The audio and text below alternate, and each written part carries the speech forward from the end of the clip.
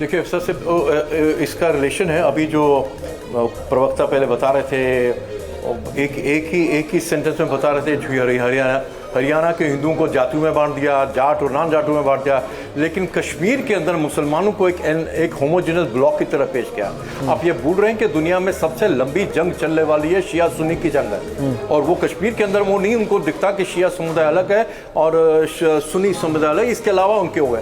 तो अगर आपकी चेष्टा ये रही है कि मुसलमान को एक होमोजेनस ब्लॉक पेश करोगे और हिंदू को बांट के रखोगे, तो जाहिर है जो हिंदू नेता है वो बोलेंगे आप बटोगे तो कटोगे, उसमें आपको क्यों तकलीफ हो रही है। और दूसरी बात, कश्मीर के अंदर जो आप देख रहे हैं, देखिए एक सिग्निफिकेंट डिफरेंस है कश्मीर के अंदर। आपने सही बोला, कश्मीर सिर्फ इसलिए नहीं क्योंकि वहाँ पे मुसलमान रहते हैं, क्योंकि वहाँ पे एक जो पृथकतावाद की जो प्रक्रिया है, जो 370 की वजह से कश्मीर के अंदर जो एक मुस्लिम पृथकतावाद चल रहा था, जिसकी वजह से कश्मीर जहाज बना, मिलिटराइज मूवमेंट चली, जहाज बना, कश्मीर हिंदू का नरसंहार हुआ, उसके बारे में कोई नहीं करेगा। पूरी जो वहाँ पे मूल निवासी। अच्छा ललित जी, रोक रहा हूं, एक बड़ी जानकारी मिल रही है, नतीजे आ रहे हैं, उसको लेकर कांग्रेस ने सवाल उठाया है और जयराम रमेश ने सीधा रुझानों पर सवाल उठाते हुए कहा है कि ये धीरे नतीजे क्यों आ रहे हैं, जानबूझकर इलेक्शन कमीशन की वेबसाइट को धीरे किया गया है, जयराम रमेश ने कहा। इसके मतलब क्या है सिंह सर?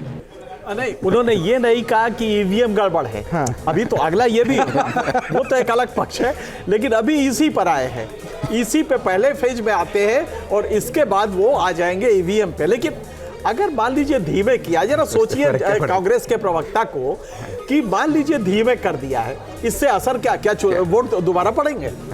वोट तो बैलेट पे बंद हो चुके हैं ना। तो अगर क्या इलेक्शन कमीशन की विजडम इतना भी आपको शक है कि वो अपने नतीजों को स्लो कर देगा, इससे रिजल्ट क्या निकलेगा?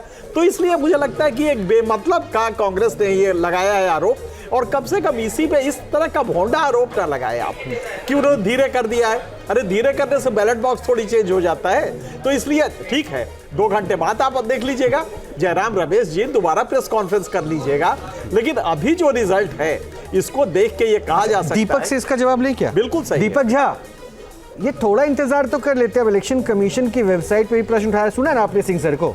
जी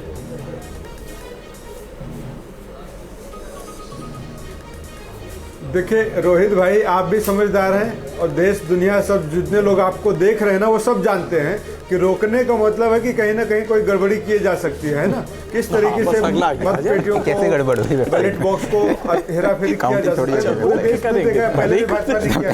तो अच्छा, ये जो रोकने वाला तंत्र है 2024 के नतीजों के बाद बीजेपी ने सक्रिय किया क्या दीपक? नहीं चाहिए चुनाव। हाँ, मुझे वही पूछना था इनसे। असहाय नजर कैसे आने लगता है कि उसको काउंटिंग रोकनी पड़ जाती है उसको।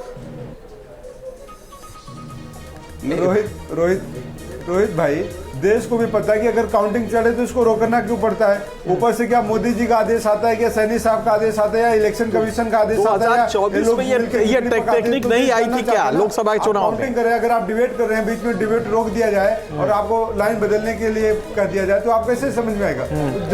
डिबेट और वोटिंग काउंटिंग में दीपक भाई बहुत फर्क होता है। मनोज जी भी कुछ कहना चाह रहे हैं और बीजेपी भी जवाब देगी। मनोज जी, देखिए ऐसा है कि वेबसाइट को रोका नहीं गया है और उनका ये आरोप है कि वेबसाइट को स्लो कर दिया गया है। तो मेरे को तो पहले इतना टाइम हो गया मेरे को भी इलेक्शन देखते हुए, इतना एक ये अजीबो गरीब सा आरोप मैंने आज से पहले कभी नहीं सुना। और ये इस तरीके के आरोप का मतलब क्या है? इससे काउंटिंग कहीं और हो रही है, वेबसाइट कहीं और है। भाई वेबसाइट में तो जो काउंटिंग होगी, जो काउंटिंग स्टेशन से जो चीज़ें आ रही हैं, वेबसाइट वही चीज़ दिखाएगी। अच्छा, तो कैसे रोकने से पड़ेगा? काउंटिंग में क्या फ़र्क पड़ेगा? वो चीज़ तो भाई समझ नहीं आती। अच्छा, बीजेपी भी जवाब देना चाह रही है। क्या लग रहा है बीजेपी पे इल्ज़ाम क्यों बार बार कांग्रेस की तरफ से?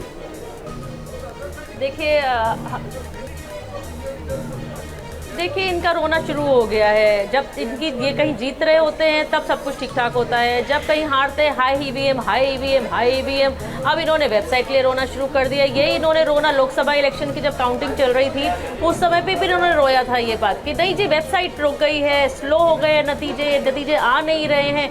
सबने देखा कि ना क्या नतीजे आए। इनका रोना हमेशा चलता रहेगा, ठीकरा हमेशा दूसरों पे फोड़ेंगे।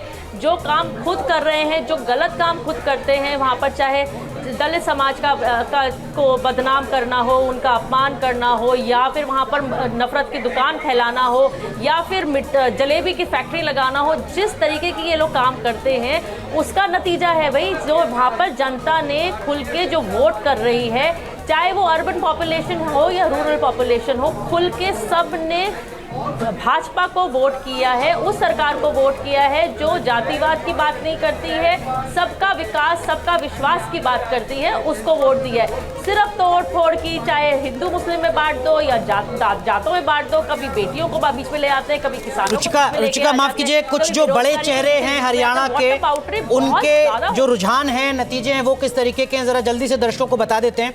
अनिल विज अंबाला कैंट से पीछे चल रहे हैं, अटेली से बीएसपी आगे चल रही है, 18 राउंड कुल होने, 6 राउंड हो चुके हैं। एलनाबाद से अभय चौटाला पीछे चल रहे हैं, 7 राउंड हो चुके हैं 14 में से। देववली से आदित्य देवीलाल पीछे चल रहे हैं, 16 में से 4 राउंड हो चुके हैं। जुलाना से विनेश आगे चल रही हैं, 7 राउंड हो चुके हैं। हिसार से सावित्री जिंदल आगे चल रही हैं। आदित्य सुरजेवाला कैथल से आगे चल रहे हैं, 16 राउंड में से 6 राउंड हो चुके हैं। नायब सिंह सैनी आगे हैं, कैप्टन अभिमन्यु पीछे चल रहे हैं, 5 राउंड हो चुके हैं, कुल 16 राउंड होने हैं। और चिरंजीवी राव रिवाड़ी से पीछे चल रहे हैं, 19 में से 5 राउंड हो चुके हैं। लालू यादव के रिश्तेदार कांग्रेस पार्टी से चुनावी मैदान में। रोहित, तो इसे एक कैलकुलेशन, तो अब मैं अगर ब्रेक पे जाने से पहले ये पूछूं सर आपसे, एनके सिंह साहब, अभी भी कितनी संभावना, राउंड भी अनुराग ने बता दिया चेहरों को लेकर, मैं चेहरों को लेकर भी जानना हैं जहां पर मार्जिन अभी 3000 वोटों से कम का है लगभग। देखिए साहब, जो आंख से दिखाई दे रहा है और जो बुद्धि कह रही है उसमें बहुत अंतर है। इसलिए 6 राउंड हुए, अभी अनुराग ने जो बताया तो 1/3 हुआ है, 2/3 बाकी है। तो इसलिए अभी भी हमें लग रहा है कि जो हमने देखा है लगातार इतने दिन के इलेक्शन में, जो देखा है और जो डिसर्नेबल, जो साफ दिखाई दे रहा था, उसमें और रिजल्ट में इतना बड़ा गैप होगा, ये दिमाग विश्वास नहीं कर रहा है। लिहाजा मुझे लगता है कि ये भले ही ये सब कुछ है, लेकिन अगर 6 राउंड अभी हुआ है और 18 राउंड होने हैं, तो मुझे लगता है we must take it with a pinch of salt. अभी हम लोग कन्फर्मेटरी कोई असेसमेंट ना करें, क्योंकि ये बदल सकता है। ठीक है, बदलने की उम्मीद अभी भी है, और शायद हर पार्टी के प्रवक्ता के पास ये बहुत बड़ा एक खुराक होगा कि हाँ बदलने की उम्मीद है। हम एक छोटा सा ब्रेक ले रहे हैं, लेकिन सर बहुत संक्षेप में, अभी बदलाव हो सकता है, कुछ आपको लग रहा है? देखिए, अगर हम देखें, मेरे को लगता नहीं है कि कोई बहुत ज़्यादा लंबे चौड़े चेंजेस होने वाले हैं, क्योंकि जैसे आपने कहा कि 30 सीटें ऐसी हैं जहाँ की 3000 से कम का मार्जिन है। अगर हम दोनों पार्टियों का एवरेज भी लें, भाई आधी सीट में अगर एक पार्टी 15-15 भी होता है, तो कुल मिला के जो फाइनल रिजल्ट होगा, जो भी 49-35 है, उससे थोड़ा ऊपर नीचे हो जाएगा, क्योंकि काफ़ी ज़्यादा काउंटिंग हो चुकी है। 33% काउंटिंग हो चुकी है पूरे स्टेट में, 33 क्या 40-50% बहुत ज़्यादा बदलाव की उम्मीद नहीं है, लेकिन लेकिन जी याद रखिए कि 33 में 2 बार पलट हो चुका है, लेकिन एक बार लेकिन अब 12 बज चुके हैं सर, मतलब वो बहुत लंबा वक्त बीत चुका है। बड़ी कवरेज लगातार जारी है। 6 ही हुआ है जी, राउंड औसतन 6 हुए हैं, कहीं पर 4, कहीं पर 8 हुआ था। उत्तराखंड का जो इलेक्शन था, उत्तराखंड के इलेक्शन में मेरे को ध्यान है कि कांग्रेस हार रही थी, लेकिन बिल्कुल लास्ट में आकर जीत गई वो। न्यूज नेशन अब व्हाट्सएप पर खबरों की ताजा अपडेट के लिए न्यूज नेशन के इस QR कोड को स्कैन करें।